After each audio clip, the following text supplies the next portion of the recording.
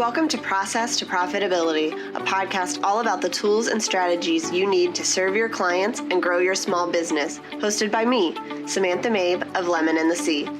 Join me as I chat with creative entrepreneurs and small business owners about how they built and grew their businesses and how you can do the same in a way that fits you. Let's get started. Welcome to episode 24 of Process to Profitability. Today I am talking with Amy of PaperFinch, and we are chatting all about weatherproofing your business, including what that means for your business, how you can get started, and 3 major steps for getting weatherproofed in your business, whether that is preparing for having to take some time off, or growing and scaling as you are creating different sources of income. A wanderer at heart, Amy at PaperFinch Design creates inspirational and geographic art and gift products in order to help people tell their story. She wants to help people illustrate and find the inspiration in their own journey, where they're going, where they've been, or their favorite life motto. Check her out at paperfinch.com and enjoy this episode. Hi, Amy. Thanks for joining me. Thank you so much for having me. I'm so excited to talk about this topic, but before we get started, why don't you tell us a little bit about who you are, where you're from, and what you do? Of course. So my name's Amy Braswell, and I started PaperFinch Design, which is a design company. We create inspirational and geographic art prints and home goods, gift products, to help you tell your story. We kind of speak to the adventuresome spirit in everybody, to the people that like to go out and have adventures, whether that's, across the world or in your own backyard. And I am currently living in St. Petersburg, Florida. My family and I just up and moved to the beach about 7 months ago because we wanted to live by the water. So we picked St. Petersburg, and here we are, and we love it. Awesome. So how did you get started, especially with the niche of working with people who are adventuresome and want prints for all of that in their homes? Well, when I met my now husband, he was working on a vacation rental website. He owned a vacation rental website, kind of like VRBO or HomeAway. And that's what introduced me to both graphic design, because I got to work with I started copywriting, and I got to work with his graphic designer and just fell in love with graphic design. And then I got the travel bug from my husband for sure. So we love traveling. And, on the weekends, you'll rarely find us at home. Even if we just take a little road trip, we're off doing something and out there living life and having little adventures of our own, which now we have a 2-year-old, so they're a little closer to home than they used to be. So it's easy when you love your niche. It just kind of organically happened because I love travel and I love design, and I just kept designing travel and geographic related things, and those were getting the best reception, probably because I poured my heart into them the most, because I do love travel. So it was just kind of a snowball effect that worked out really well. Awesome. And I love that there are so many ways, especially in designs, because I am a graphic designer, so I do branding and website, but you've taken graphic design and sort of done it in a different way to still have your own business. Yeah. In fact, it's funny. I was just telling someone yesterday that when I was in art school, I used to always get not in trouble, but the critiques were that I decorated rather than designed. But I always just kind of shrugged it off because I knew that's what I wanted to do. I didn't want to do websites or, brochures or business cards or logos, a lot of the typical graphic design type stuff, I guess. I just wanted to make pretty art. So I toy with calling myself a digital artist or a graphic artist, but graphic design just kind of rolls off the tongue a little easier. Yeah. But yeah, I do it a little bit different than a lot of other graphic designers. Yeah. So today we're talking about weatherproofing your business. Yes. So I'd love to have you explain what you mean when you say that we should weatherproof our business. Okay, so a little bit about me, just to backpedal and tell you why I'm so passionate about this topic, and to kind of help explain what I mean by weatherproof your business. When I was growing PaperFinch several years ago, I was very lucky that it was doing well. But then I got hit really hard with some life events, with some family health crisis. I lost my father, and my husband and I were going through IVF, which is very draining emotionally, financially, and especially time-wise. As the female, you're going in and getting the ultrasounds and the shots and the doctor's appointments. So the point being is I had to kind of close the doors to PaperFinch and just cross my fingers that it was still there when I came back, because it was just me. I didn't have systems in place. I didn't have protection against life taking me away from my business for a little while. So fast forward a couple of years, and we now have adopted a wonderful little 2-year-old boy. Life's a little bit more stable. And I've learned from those lessons. So I really have a passion for helping other creative entrepreneurs get ahead of that, because inevitably life is going to take you away from your business. And hopefully it's for fun. Hopefully it's for a vacation or, a nap. But it might be for if your child gets sick, or if you get sick, or if, who knows, you've got a major house renovation going on. You never know what life's going to throw at us. So I'm really passionate about helping people make sure they've got a few systems and processes in place so that they don't have to totally shut their doors. Their business can kind of take that hit and keep on chugging away, even if they're not right there at the steering wheel every minute. Okay. So when do you recommend that small business owners start the weatherproofing process? Yesterday. Even if you are a brand new business, even if you're an established business, there's so much you can do right off the bat to start weatherproofing your business. And I think it's something that it sounds daunting, but you can even take baby steps starting today to kind of make that forward progress. Okay. So what are those steps that we should be taking? Well, I talk about 3 big steps in kind of starting the process to weatherproof your business, which in turn, it kind of parallels scaling your business as well. So the first one I say is organization. Like starting now, excuse me, document everything. And I know that sounds so crazy intimidating. I am not a type A person at all. I am so type B, which is why I found myself 5 years into my business suddenly saying, oh, wait, how do I do this? Where do I keep this? What's going on? Because I didn't have systems and processes and didn't document things. So I talk about documenting everything, creating a brand Bible, just kind of getting all your ducks in a row. And the end goal of that is that at some point, you might need to hand the reins off to someone else, whether it's because you're scaling up or whether it's because you do have to step away and you need someone to just kind of take over for a little while.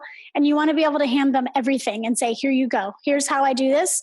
Here's my fonts. Here's my colors. Here's my brand guidelines. Here's my social media passwords. You want it to be seamless and you want there to be no hiccups. You don't want your brand to suffer because you didn't tell them, oh, I never use emoticons or something as simple as that. So, when I say document everything. Yeah. And I was just talking about this with Ashley Cox, who is at Sprout HR, and she was talking about creating processes that you write down so you can give them to, potential future employees.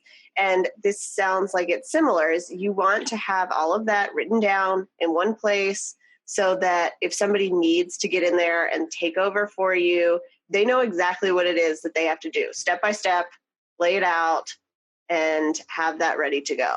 Exactly. And that might be a ways down the road for your brand, but hopefully that day will come when you need to hand it off to someone else. And you never know if life happens, if you're going to have to hand it off tomorrow. You never know if you're ill, God forbid, or you want to take an extended vacation. You may have to hand it to a VA or your sister or your mother and say, okay, just all you have to do is keep up with the bare minimums so that, I don't have to close my doors while I'm gone, but here's what you need to do. Yeah. So it just gives you a little safety net just in case, that you aren't oh gosh, I'm the only one who can do this and I'm the only one who knows how to do this. And I think the key to getting those processes down is not to sit down and try to do them all in one day. Correct. Yes. Yeah. I try to stress, like, you don't necessarily have to go back to the beginning. If you're an established business, don't have to go back to the beginning and do it all right off the bat. Baby steps are fine. Just start now moving forward and just jot down what you do and include the steps that you take for granted too. I mean, go to the URL bar and type in www. Obviously, you know how to do that, but you never know who you're handing off your stuff to. And hopefully they would at least know how to type an address in the URL bar, but you just never know. So, and that way to keep, them from emailing you or calling or texting with questions, you just lay it out, every little baby step. You'd rather have someone say, oh, I know how to do this, than, oh, wait, what does she mean by this? Yep. Yeah, I have gotten instructions from people both ways. And when they are not clear, you're like, I am just guessing here because I don't know if I'm going to do it right because it's not laid out. And I think we take the things that we know how to do for granted. So we don't think we need to lay them out as well as we probably should. Exactly. I provide screenshots in some of my processes. So it's like, there's no question about what I mean by upper right-hand corner. I've got a screenshot with a big circle. This is where I mean. Click here.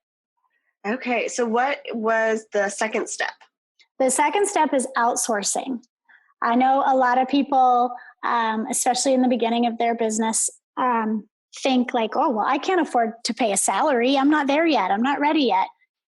But I try to stress that you don't have to pay. You're not hiring a CEO full-time or a CFO. You can pay someone in little bite-sized pieces. I have someone I pay for an hour a month to do something for me, and that's all it takes. And it's one of those things where I hate to break it to you, but you are not good at everything. I'm not good at everything. Nobody's good at everything. So for example, I stink at Pinterest. I don't know why, but for some reason my brain and Pinterest, I just don't quite understand how it all works. So I have someone and I pay her an hour a month. That's it. To kind of schedule some pins for me, to look over what I've done that month, clean it up, make some tweaks. And we're both happy because for her, it's easy. It's a no-brainer job. Pinterest is her wheelhouse. So it's worth it for me to pay her an hour a month and spend that hour knowing I'm getting quality work done on Pinterest, and I can focus my attentions elsewhere on things I'm good at. So, or even I try to stress that outsourcing can be as simple as hiring someone to come clean your house. It doesn't even have to be business related, but anything that frees you up to get the big things done that only you can do is outsourcing. Yeah. I'm not good at cooking. Actually, I'm okay at cooking. I'm not good at meal planning. So I use Blue Apron. They send me the meals. It's all prepped. It's all planned. And I just have to cook them. And that saves me headache and time. And I can work on the designs that only I can do. Yeah. And you made a good point in that when you hire somebody who is really good at something that you're not good at, it takes them a lot less time. And so I think it costs less than we might think. Exactly. Because it does not take, your Pinterest person doesn't take 4 hours to go through and pin things every month. She can do that a lot faster and she's going to do it better. Exactly. And sometimes it's even things that you can do, but it still just makes more sense if you step back and think about it, for you to hire it out. For example, I'm a graphic designer. We covered that already. I needed a product catalog. I tried to do it, and I spent countless hours trying to figure out how to do a catalog, but it's not in my wheelhouse. I finally hired it out, and I am in love with my catalog. And it took her a quarter of the time it was taking me, and I didn't even have anything to show for it. So I hired that out and spent time doing what I knew how to do. So, I mean, even if you think in the beginning, oh, I'm saving money by doing it myself, but you're losing money. Yeah. In the end, like what you just said. Right. And you have to figure out what it is that you have to be involved in, like the design or the main core of your business, and what you can hand off to somebody else with a minimum number of instructions and trust them to be able to handle that for your business as a representation of what you are trying to do. Exactly. And if there's something that you're doing over and over and over and over and over again, and it just feels like a time suck, those are the things you probably can figure out a way to outsource. All right. I mean, that's what I do one-on-one mentoring calls. And that's one of the first things I ask is, what's your biggest time suck? What do you feel like you're doing over and over that just kind of drains the life out of you and it's repetitive? Because those are the kind of things that are easy to outsource.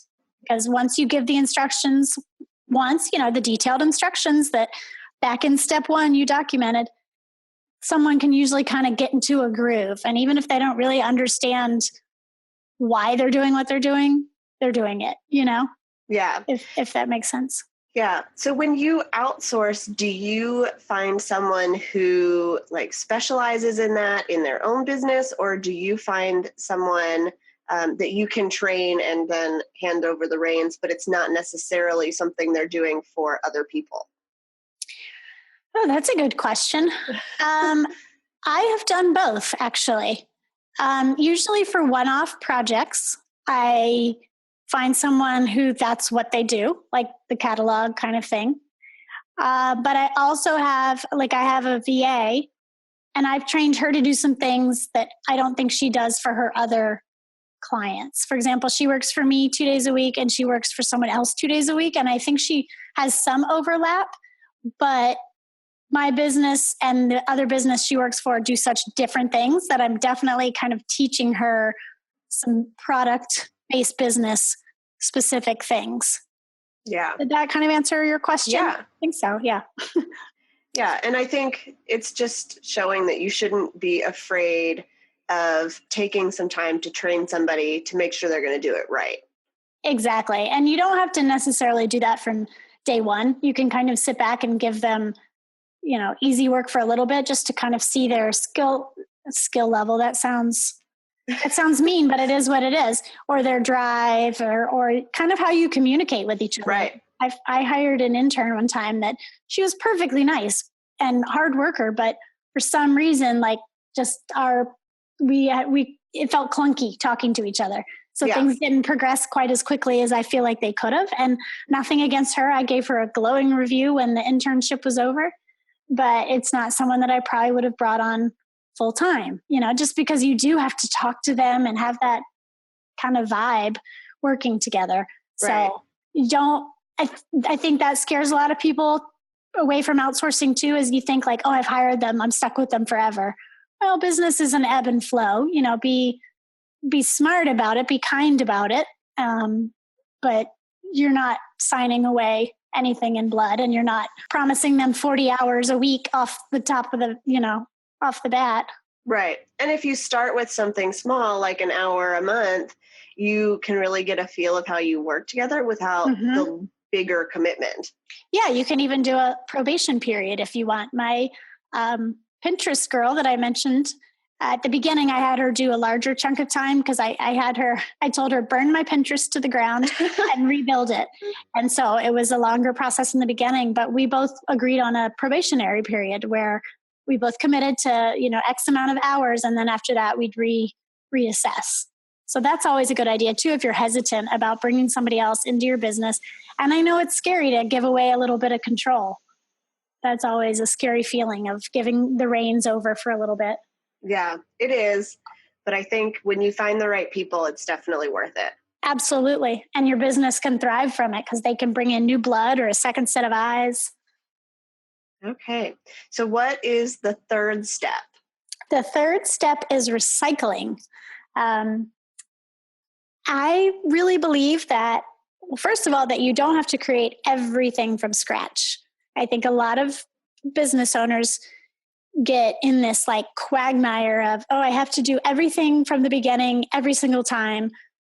It takes so long. And then you look around and you go, how are all these people getting all of this stuff done? How are they posting all this content? How do they have the time?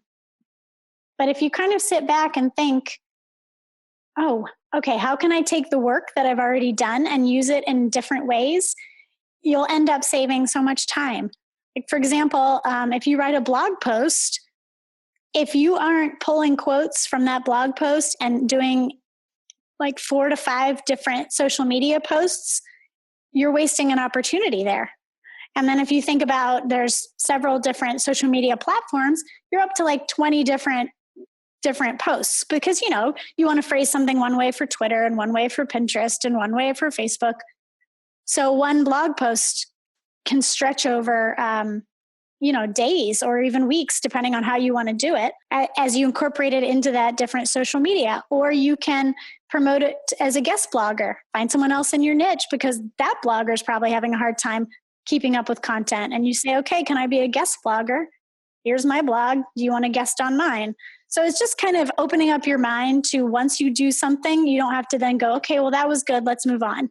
Right. You can take the same photo and crop it and rotate it and do different filters. And you can come up with countless different images to use for social media. But like what I'll do sometimes is I'll take old designs that I look at now and I cringe because we all do that. And I will repurpose them to where I'll modernize them and put them more in line with my brand now. But I've already done the hard work of coming up with the concept and the layout, and I'm just tweaking it. Right. You know? It's different ways you can kind of cut corners and make the content stretch. So for example, if you know you're going on a vacation for a couple of weeks, you could write those long blog posts and plan out your social media that'll keep posting while you're gone. So you're still engaging with your customers and posting fresh new content, even though you're kind of away from the steering wheel, as it were. Right. And I do this for some of my solo episodes for the podcast. I went back to old blog posts that I had written and, pulled out what I wanted from there and then added to it so that I wasn't having to come up with totally new ideas or new thoughts on the same ideas, but I was using what I had already done to share it in a different way. Yes. Yeah. And it's, you can talk about it one way, kind of high level. And then of course, as you dig down into each industry or medium, you can start really getting into the nitty gritty with this concept of recycling, for example, with wedding stationers, they say, oh, I do 100% custom work. How can I recycle?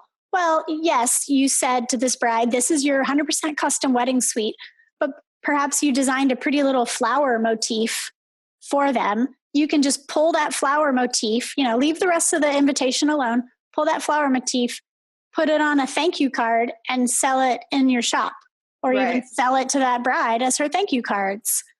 So a wedding photographer, you've got all these beautiful photographs of the bride and the groom and all that, but maybe you took some kind of generic type shots or of the venue or whatnot.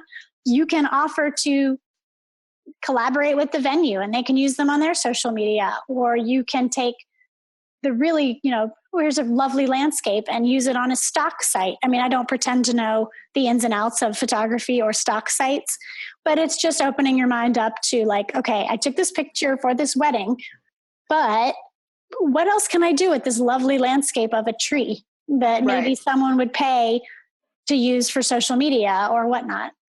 Yeah.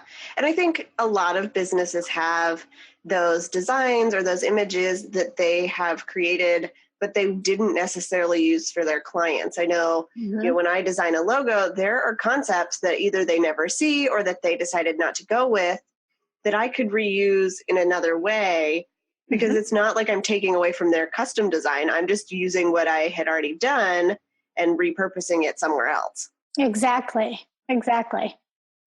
So saving a little time and not starting from scratch every single time. It's just like you did the work. Now what can you do with it to make money or grow your business? Yeah. And I know that I've seen people talking about updating old blog posts with new information and then sort of publishing them with all of that so that you're not having to rewrite something new every time, but you're going back and revisiting things that you've already done and you're just making them relevant and fresh again. Exactly. Yeah. Or you could even take, if you didn't, if you wanted to take that even one step further, take a paragraph perhaps from a old blog and just write another couple paragraphs on like, this is how I felt 3 years ago, but here's what I think on this now, kind of a then and now post. So similar to what you were just saying. Yeah. So how do you work on weatherproofing your business with the clients or the customers that you're serving in mind? How do you sort of balance making sure you've got everything you need in place, but still serving your customers well? Well, I know that with what I do, I'm a product-based business. So kind of what I do day to day is a little different than service-based businesses, which is why I love doing the one-on-one calls, because then I can really like dive in and ask them questions like, what do you do on a day-to-day basis? So I can kind of help them weatherproof more tailored to their business. But for me, I try to keep those steps in mind: organization, outsourcing, and recycling. I still do some custom work, and I only do that myself. I don't outsource any of my design work quite yet. I might have to bring on a junior designer at some point. But I've learned kind of tips and tricks along the way, some little shortcuts, like because I do so much geographic stuff. If somebody requests a particular print with like Cincinnati or something, a big city, I'll save it because someone else might request that down the way. Or then I might tweak it a little and list it for sale. So they're still getting their one of a kind custom piece, but I've kind of tweaked the font or the colors or something, and I'm still making money off of that work that I did for them. Mm-hmm. I'm a big fan of templates too. And some of the stuff I do that's quote unquote custom is actually more personalized, where I've already done the design, but I say, okay, you tell me where you live. Like, for example, I have a design that has a few locations and a dotted line that kind of connects them to show their journey. Yeah. I've already done the design and they just tell me, okay, I want Los Angeles, Boston, and Sydney, Australia. So because I already have a template in place, it's kind of drag and drop. Right. And it took me a little while to figure that out. I was creating from scratch every single time. And then I realized, well, wait a second. The positioning is the same on every print. The lettering is the same. So I saved a template. So I have templates for my big sellers that I just use over and over. And then as a product-based designer, it's really easy to recycle. If someone hires me, for example, to do a custom skyline, I have, I think at this point, 5 different design product lines that use skylines. So as soon as someone says, hey, can you make one for, I just did one for Petra Jordan. If you can make me a skyline for Petra Jordan, well, then I have like 5 different product lines I can drop it into. And those 5 product lines all come on, 4 or 5 different products. So if someone hires me for a custom skyline, boom, I've got 50 products already that I can create from that skyline that they hired me to do. Right. And I think a lot of it, I feel like, is probably going back to creating processes, like you said, mm-hmm. having templates and things in place that make it really easy for you to fulfill what your clients need, and then also benefit your business by making it easy for you or being able to repurpose these things. So it's not one or the other. It's just balancing both depending on who you're serving. Exactly. Yeah. That was a much more succinct way to put it. All right. So what are some common objections you see to weatherproofing, and how do small business owners overcome that? Well, what I see a lot is, I mentioned the outsourcing. I can't afford that, or I'm not big enough yet. And we kind of address that a little bit, that you don't have to take on a huge financial commitment. Just kind of dip your toe in the water. Mm-hmm. Excuse me. Service-based people, I've learned, have a harder time wrapping their head around the recycling because they do want to be 100% custom. And I do want to stress, like, I'm not trying to take away that custom service that anyone is doing for their clients. It's just kind of working on thinking outside the box a little bit. And That's my like zone of genius. For whatever reason, I can talk to people and immediately come up with different ideas for their business. I know that interviews like this, they're all kind of high level. When I do my one-on-one calls, I get down into the nitty gritty. Like I talk to them about their business and what do you do? And they walk away with different ideas. So I just it's really just training your brain to think this is possible. I would say that's probably the number one. I'm talking through this as I talk out loud. That's probably the number one thing is people thinking, oh, well, I do custom stuff. Well, there's still ways to weatherproof. There's still ways around it. And opening up your mind to maybe some different income streams. Because when I say weatherproof your business, if you're a wedding photographer and you want to take a month-long cruise to the Mediterranean, wouldn't that be amazing? Your camera is obviously not going to go out and keep photographing weddings by itself. But you have to set up other avenues in your business so that at least people aren't like, well, wait, where did she go? She's dropped off the face of the earth. Right. You can still have things going on behind the scenes that just keep your business in the public eye and hopefully still bringing in a little bit of money. Yeah. And as a service-based business, I think that can look like just still being on social media and having all that content go out pre-scheduled, but it could be, like you said, finding a way to create passive income that I can sort of walk away from doing custom stuff if I need to and still have things working behind the scenes that brings in money and is not just about the visibility.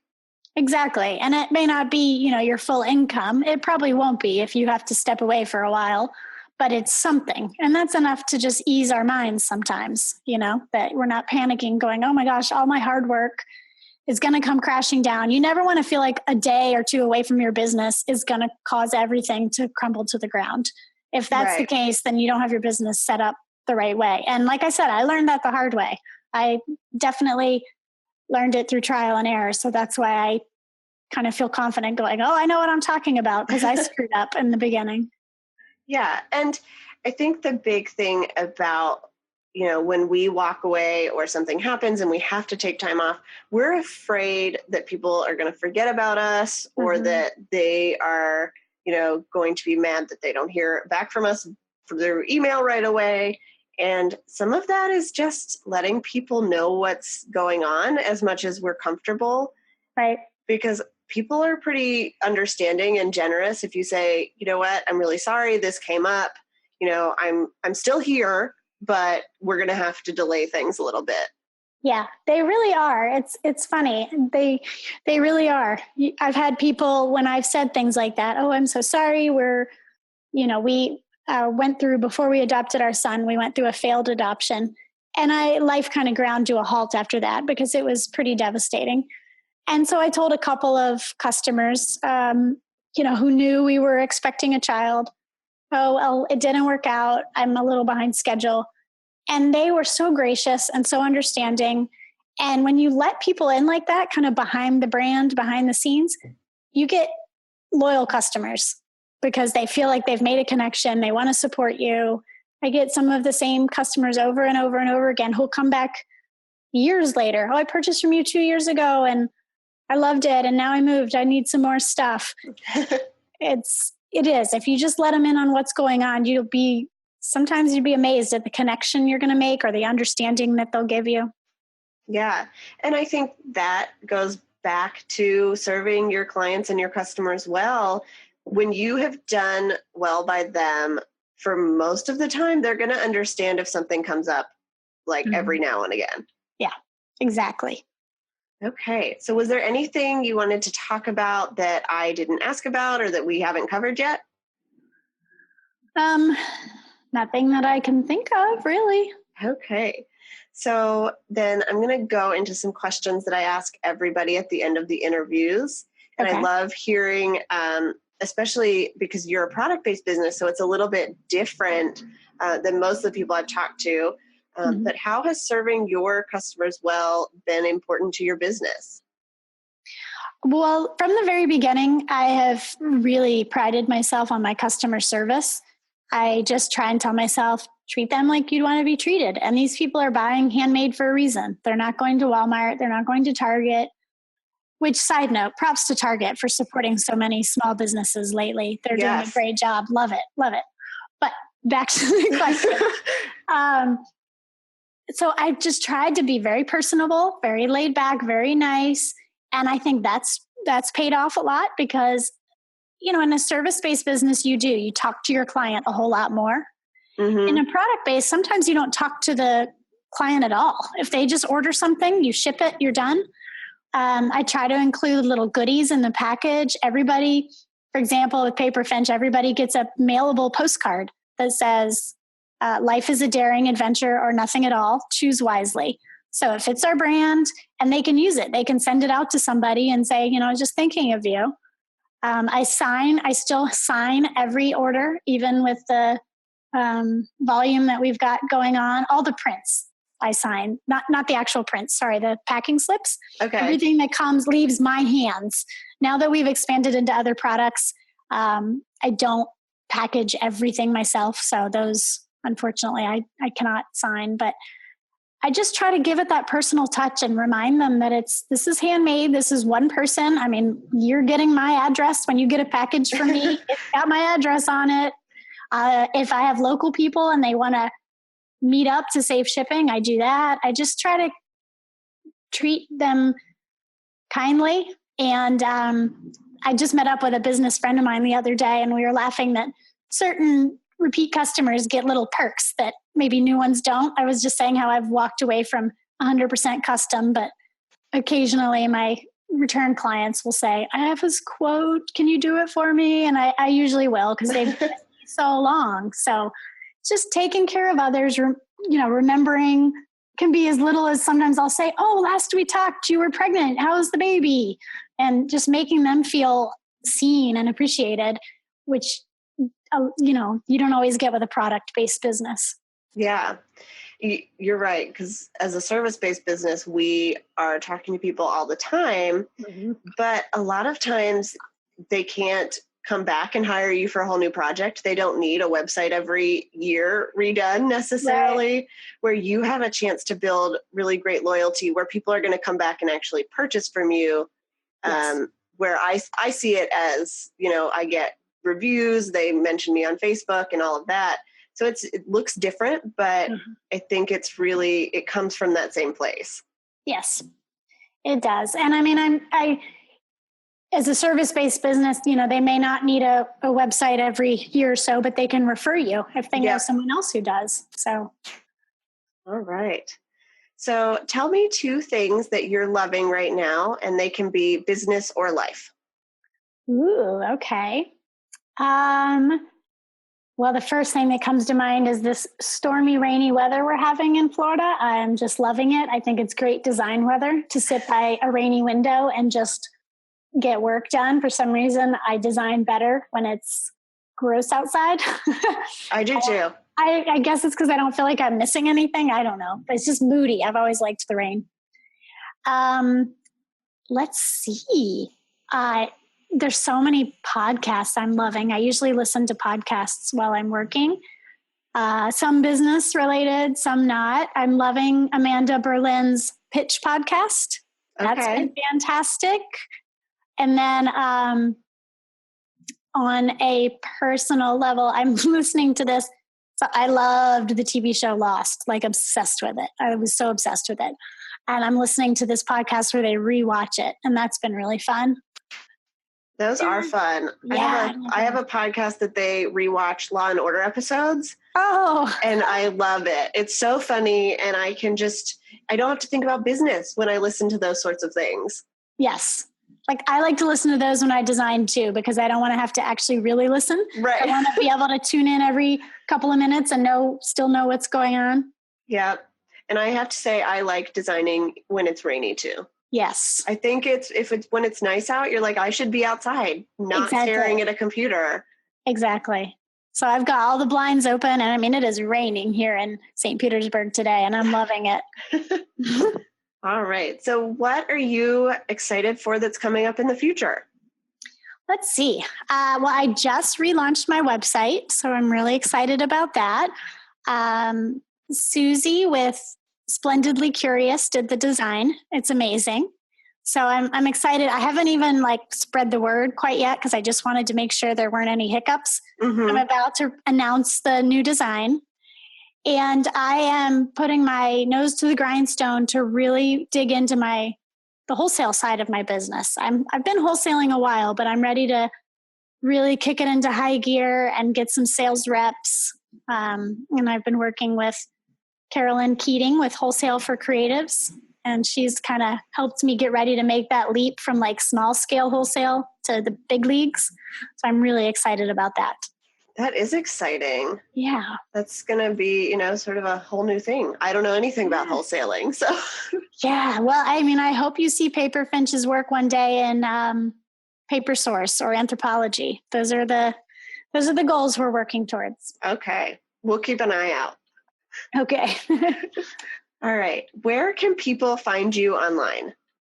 I am at paperfinch.com. That's the new website I just mentioned. On Etsy, my shop name is PaperFinch Design. And then I'm on social media. My Instagram and Facebook handles are PaperFinch Design. Twitter and Pinterest are PaperFinch Amy, because a long time ago I accidentally locked myself out of PaperFinch. And so now everything was taken. So I have two different social media handles, but I'm primarily on Facebook and Instagram, and that's PaperFinch Design. All right. I will link to those in the show notes. Okay, wonderful. All right. Well, thank you so much. Thank you, Samantha. Thanks for listening to Process to Profitability. Please take a minute to leave an honest review in iTunes so that I can help more small business owners and creative entrepreneurs find the show.